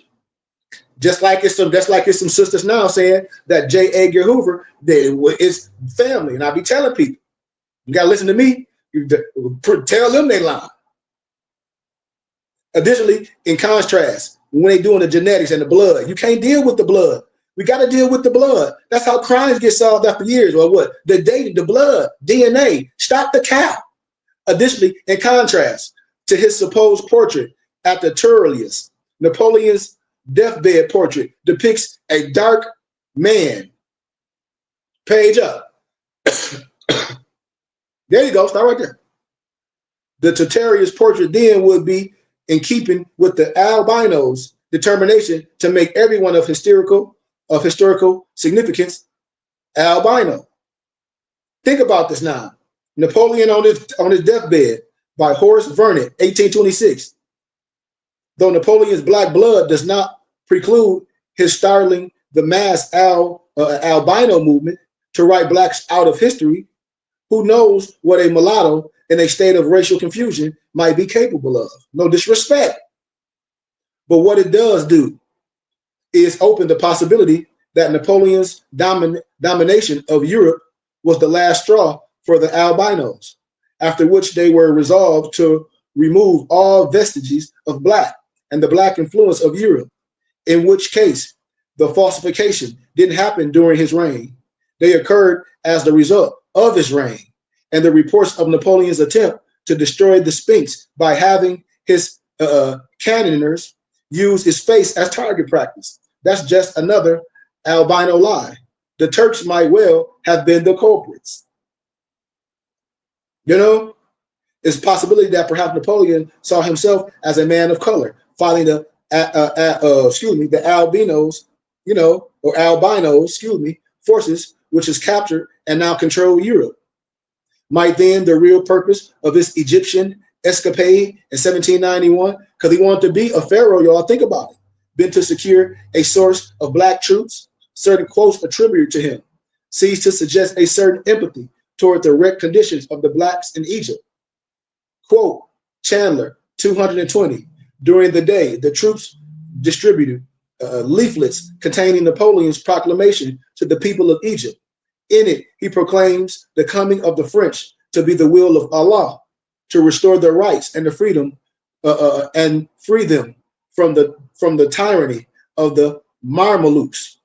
De Bournet 71 also it declares, and I quote, what wisdom, what talents, what virtues distinguish the Mamelukes, so that they have exclusion possession of everything that makes life sweet and enjoyable. So page up, I'm gonna go down a little bit to the Black Statue of Liberty. If we see Napoleon as a self-identified man of color, we can see, can we then give credence to an investigation done by albinos concerning the original intent and look of the Statue of Liberty? We just given history. Here's a very strange coincidence of history which borders on a metaphysical, as evidenced by Benjamin Franklin's essays of 1751. By the time the Britain had rid itself of most of its native blacks, and the British were then dreaming of the whole of Europe and North America being pure albino. Later, the dream was realized when the albinos of continental Europe, no doubt with the British help, killed off or enslaved and expelled to North America and the Caribbeans, all of the swarties, as Franklin called them. The British ships were used to transport them across the Atlantic. You know, you can research it, The American as a Land of Opportunity, author Benjamin Franklin, year 1751. You know, type of document, which leads to add this remark, no disrespect, that the number of purely white people in the world is proportionally very small. This is Benjamin Franklin. All Africa is black or tawny. Asia chiefly tawny. America exclusively of the newcomers, wholly so. And in Europe, the Spaniards, Italians, brothers, the French, the Russians, and the Swedes are generally of what we call a swarthy complexion, as are the Germans also. The Saxons only accepted. The Saxons only accepted, who with the English make the principal body of white people on the face of the earth, the Anglo-Saxon. Just like my European professor, he said, hey, I'm just telling the truth. He's a scholar. You say the Jews that say that the Jews are the synagogue of Satan. They're not going to say they Anglo-Saxons. They're not going to say that they Caucasians, Asians from the Caucasus. They're not going to say it. They're not going to say that actually they got more than 2% of Neanderthal DNA in their blood. This what professors say. I got professor from Harvard. I can give this, talk to them. And you get mad at them. Don't be mad at me. I'm trying to show you how to liberate yourself and say you're not a piece of dirt. And we ain't gonna let nobody tell you who you are. You know? But anyway, he said all the Germans, all that. He said, I could wish the numbers were increased. And while we are, as I may call it, scoring our planet by clearing America of woods, and so making this side of our globe reflect a brighter, lighter to the eye of the inhabitants in Mars or Venus. Why should we, in the sight of our superior beings, darken his people? Yeah, I gave y'all that already. See, with this stuff we get to talk about in academia when we let people say, you can't talk about this. But then like they try to say, oh, God's name is too holy for them to say. Why? Don't they say, what they be saying in the church? Emmanuel. Don't they be saying that, y'all? Am I right or am I wrong? Have y'all ever heard that church song? Watch this. Watch this. Yes or no? Yep. So who is Emmanuel? Watch this. Huh? I know what Emmanuel means, but as far as they talking about Jesus, that's what it's supposed to be referring to. Oh, they're talking. Wait.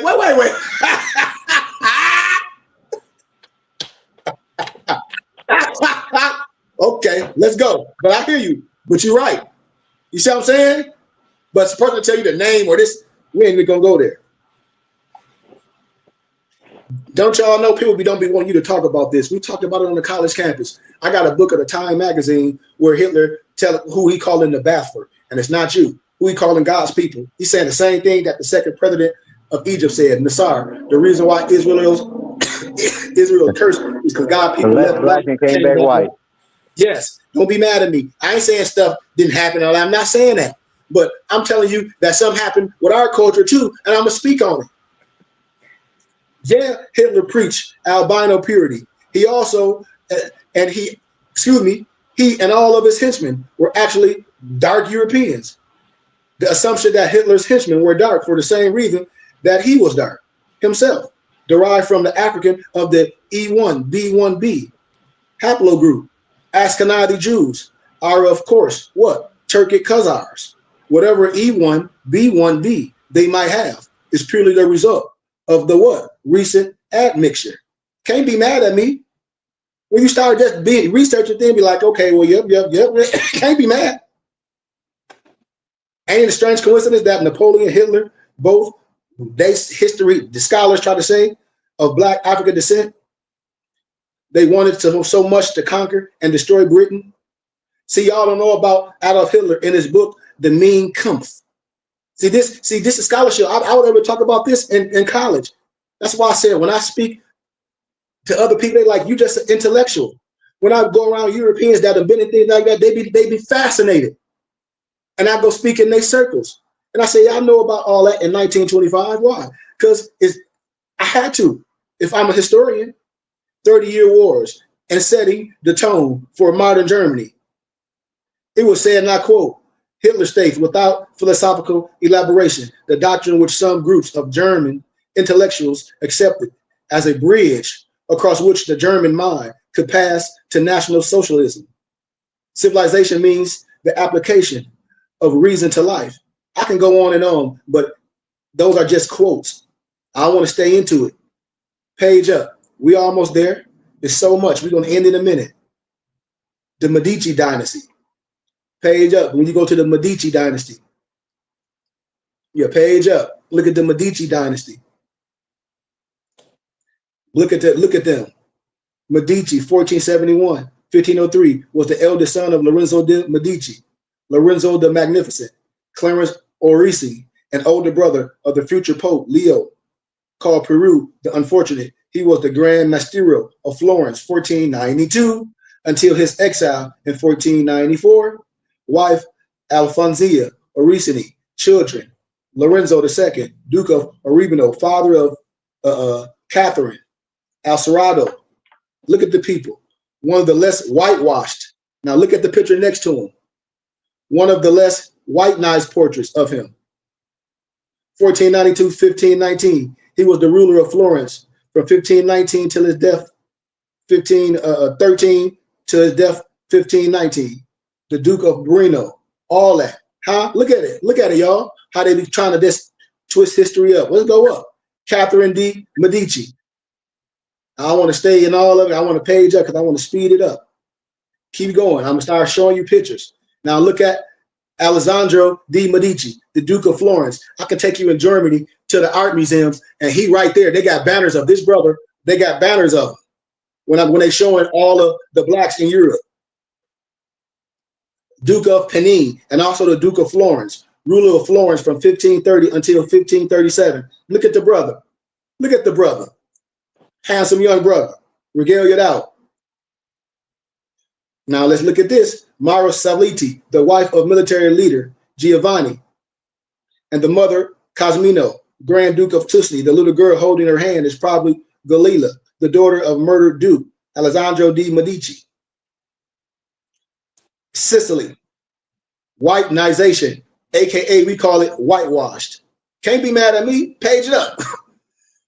Page up, Brian. See how they whitewashed them, the mother and the daughter. See, it's whitewashed. Read the caption. Don't be mad at me. Uh-oh. Now, as you page up, Brian, remember the other day I was talking about the poochie? My homeboy said, please don't stop, man. Finish. What did he say? He said, if you like the teachings, please donate to this brother. Gratitude. I told you you can come join us on we on our stream. You can join us anytime. And gratitude for those donations that you give. Gratitude. Look at the poochie, y'all. Look at the poochie. I told y'all in Vegas, when you go to Vegas, it's one of those expensive stores. Not Gucci, it's called Poochie. Research that. The Poochie crest. The Poochie crest. We getting good. The Poochie crest on the floor of the Santissima Antazantia. The headband originally born 3 hammers, symbol of the family's ancestral profession, later replaced by 3 T's to represent the acronym of the family motto, temporum, tempora, tempera. Time is a great healer. Put it on a shirt, Nova Brian. Put it on a shirt.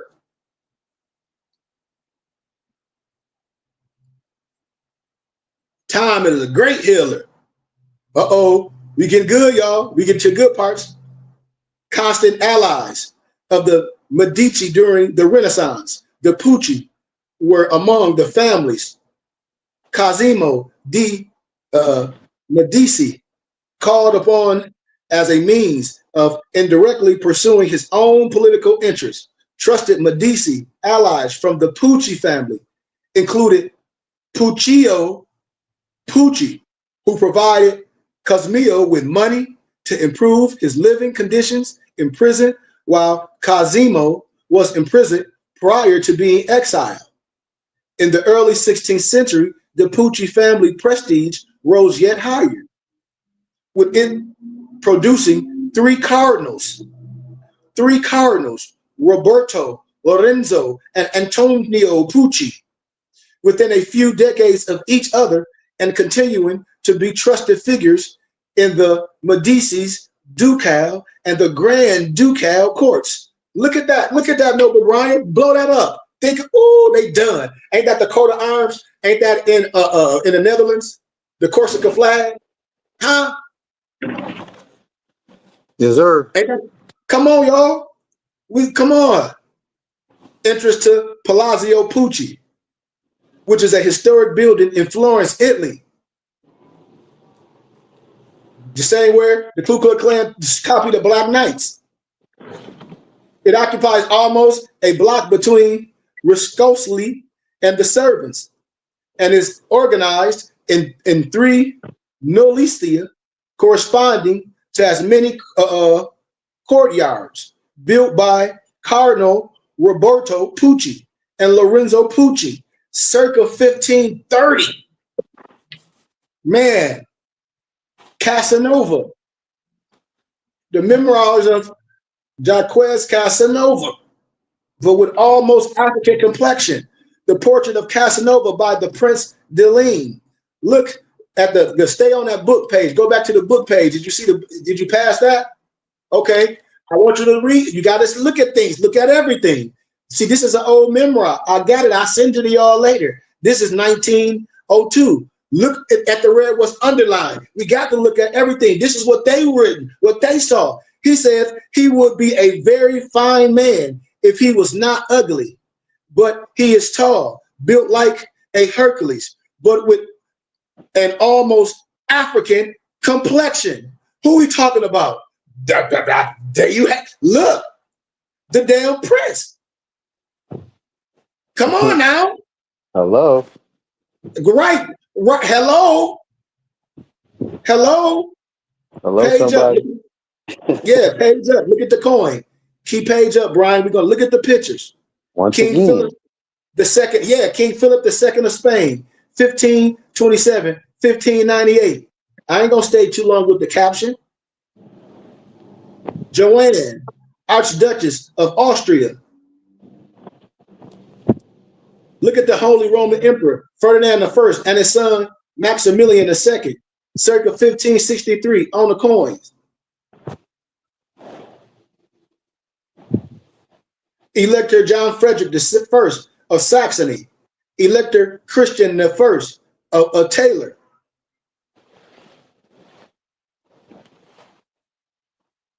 Look at Maximilian II, the Holy Roman Emperor.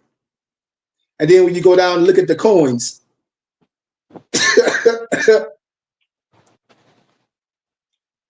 Holy Roman Emperor Matthias. I want you to just look at the pictures and then get to the melanated brother. The portrait of a wealthy black man, either Flemish or German, circa 1540, in a private collection at Antwerp. Watch, page up. I'm showing you, gonna be like, damn, yes. I'm telling you, keep going and watch when you get to the brother. Watch this. They be acting like they don't know. It's all in history. Bada boom. Then when you get to the good stuff, I told you a lot of stuff is in these people private museums. They have them. They tomb raiders. Ain't no disrespect. I had the pleasure to be around them. I told you I wait till I go back to the Catholic Church when they have the Greek fest, and I'm gonna go behind a red curtain and the gold bars and show you all the pictures of the Russian icons. Portrait of a wealthy brother, circa German, Flemish or German. This ain't Africa, Flemish or German, 1540 in a private collection. Look at the brother head. Look at this jewels. That ain't no slave. Look at this earring. Look at his beard. Could he be an Israelite? Yeah. Because in the lexicon, the following Yahshua, what they had? Beards, earrings, tunics, cotton silk. Yep. Kufis, turban with the jewel on it. High priest turban with the jewel on it. Then you go right back to the Trojan ones, Wentworth Matthews, and the Moorish Zionist Temple of the Moorish Jews. When you see who? Abdullah, that taught the European. Who?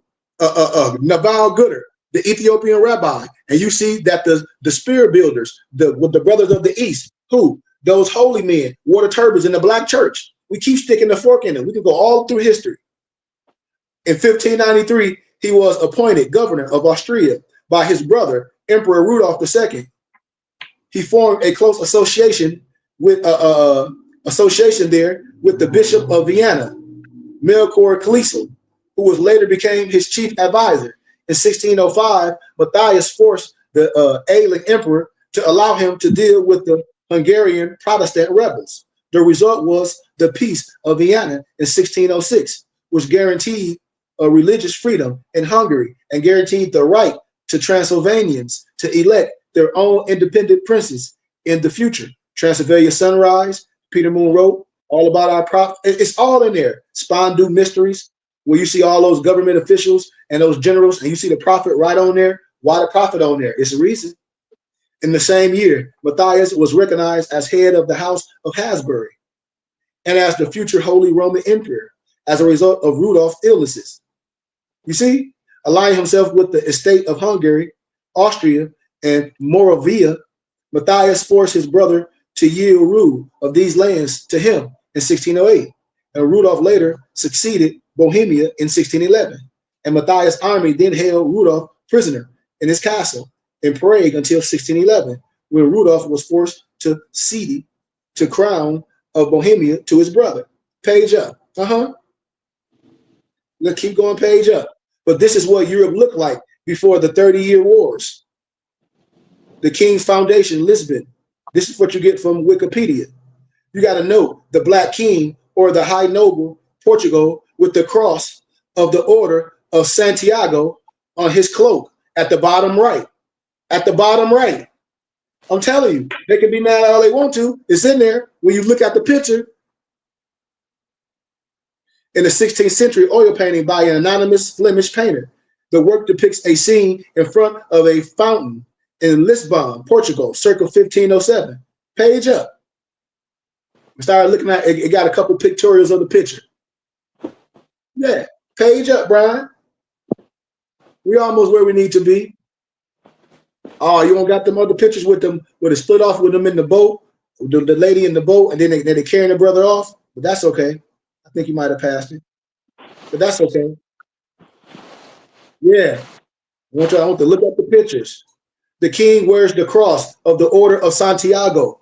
We got to look at the caption. We got to read the caption so we can know what's going on, and then read the history because I want you to read the history. I'm giving you the caption. I'm summarizing now for you. I'm sparking something so you can go read it. We got to read the caption, which was founded in the 12th century and owes its name to the national patron of Galicia and Spain, Santiago, St. James the Greater. Under those banners, the Christians began in the 9th century to combat and drive back who? The Moors and the Muslims from the Iberian Peninsula. That's why we got to read this. Matthieu's policies were opposed by the more extragenous Catholic Habsburgs. No, I got to decline you. Stop now. So go to the Empress. Go to the Empress picture. I got to speed it up. A portrait of a black woman holding a clock, previously owned by the Italian painter Carlo Maratti, 1625 to 1713, named in the inventory as above. This close-up is a portrait of a large painting, which has not been made available for the public. So we're going to stop right there, and we're going to proceed because I got some more work I got to do. I got to go do some other work, but it's more and more and more.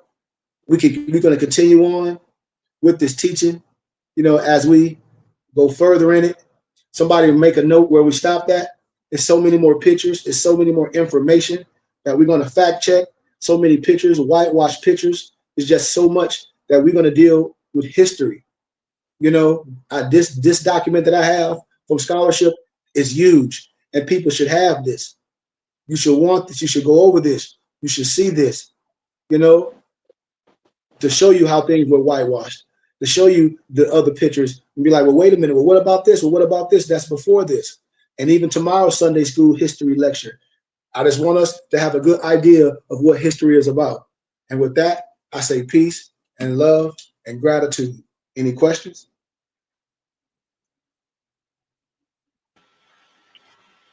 Just once again, gratitude for the illumination. Gratitude for presenting this history to the world. Just much gratitude once again, man. Just much appreciated. Gratitude to everyone. And like I said, this is a lot of information. That's why here at the BBT, we share the information. When I say brothers and students, the students is the wisdom. All these documents, all this study, I've done it for you. And it should be worth something. You should want to support something with small donations and things. I give taxes and receipts. But not only about that, like I'm saying, brothers and sisters, my doors are open for brothers to come learn and have a safe place and ask questions of history and science and spirituality. I know who I am. I know my brothers and sisters know who they are. I challenge my other brothers and sisters to know who we are, because that's what it's all about. Everything else is irrelevant. When you know who you are, then you know the Constitution has never been changed. If you know that, then you in the Constitution, then you already have all the rights. What? Life, liberty, and the pursuit of happiness. Once you know who you are. Once we agree on these things, we can operate as a community, as a tribe, as a nation. We have to do that. And we can't be afraid to talk about finances. We can't be afraid to deal with our finances in our tribe instead of giving it away to Uncle Sam wittily. We got to understand that. And I love all great men before us that done that great work. That's why I study all great men. That's why I share all the wisdom with y'all from great men, no matter if they European or they melanated. It's like I had a great conversation as I closed Noble Alonzo with a European Mason brother last night. And he was saying, brother, he just asked me, did I have any of Dr. Z or Malachi Z York books? And I said, of course. He said, I knew you did.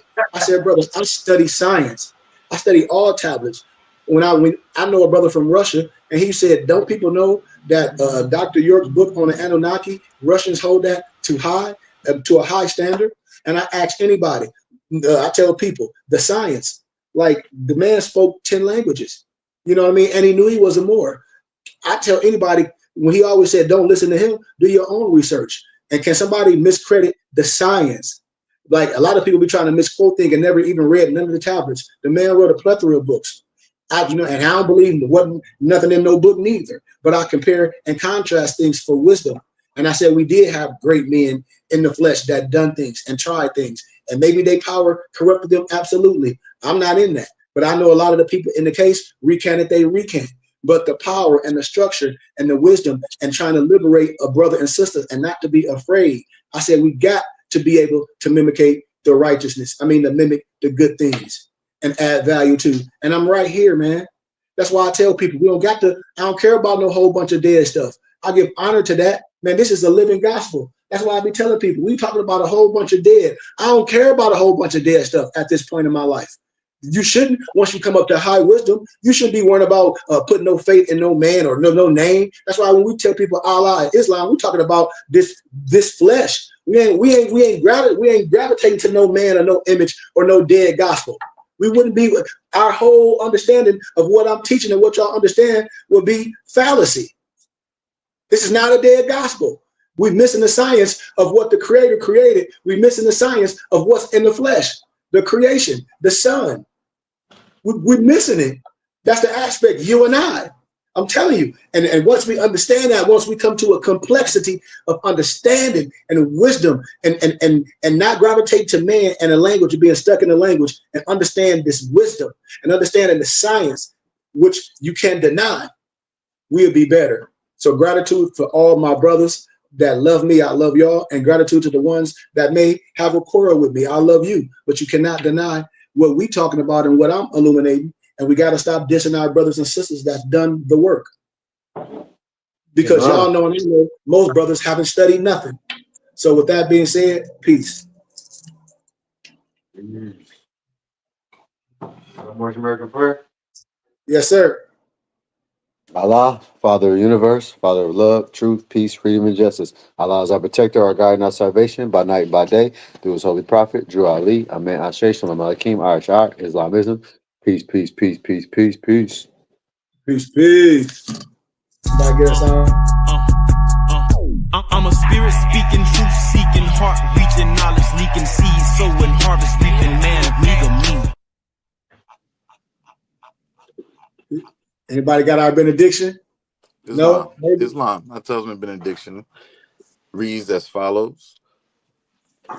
And I would like to preface this by saying all praises due to the Most High God for Sheikh Kyrie, Ibn Goodman El Bay, for we have received a great light. And this is a resurrection. This is not a conversion. So when we speak and when you hear the BBT and when you hear Sheikh say, got him, the jig is up, we basically saying that the era of mental death and slavery has met its match.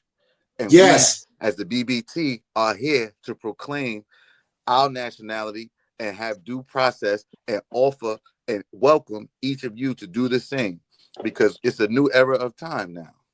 And with that, I say Islam. Death is no friend of mine. We preach and teach life. Come on, Islam. Life and unity. Our talisman benediction reads as follows. May the benison of Allah be upon thee and thine always, as thou shouldst strive to be a credit to Allah.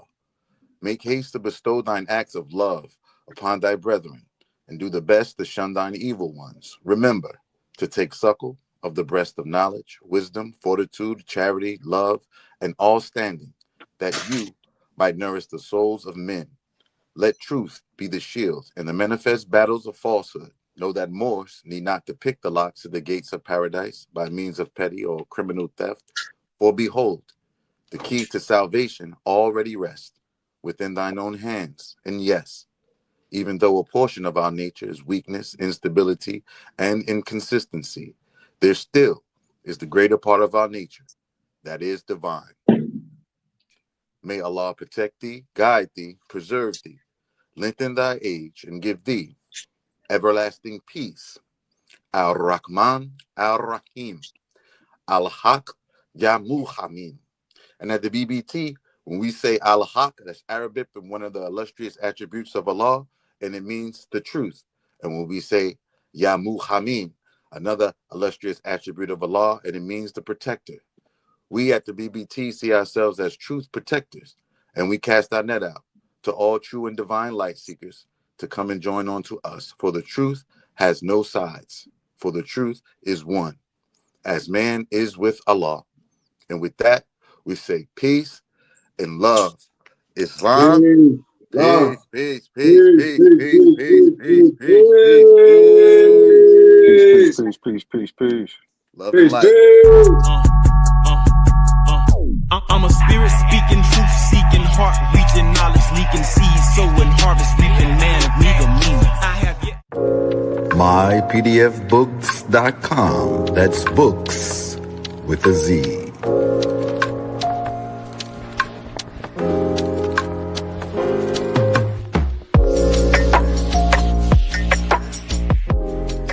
Once again, this broadcast has been brought to you by mypdfbooks.com. That's books with a Z, where reading fundamental. Also brought to you by bindedbooks.com, where treasures are bound. Be sure to get all of your teas at My Son's Teas, the tea of teas, divinely prepared at herbsofmyaunt.com.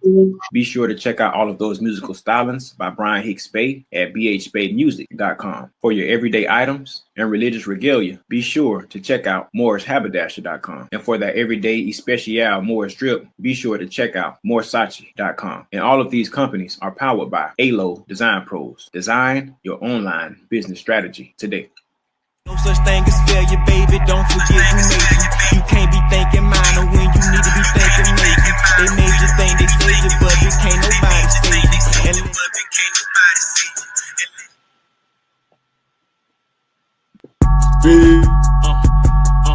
I'm a spirit speaking, truth seeking, heart reaching, knowledge leaking, seed sowing, harvest reaping, man of meager meaning. I have yet to leave, I'm still breathing. To quit, I have no reason. I mean, I'm asleep, but I be trying to live my dream. I cannot even act if it's all easy. Either you gon' do it or you don't. Really, it ain't no in between. Baby, you can ask the sun, it's an everyday thing. Consistency in your routine is how you bring reality.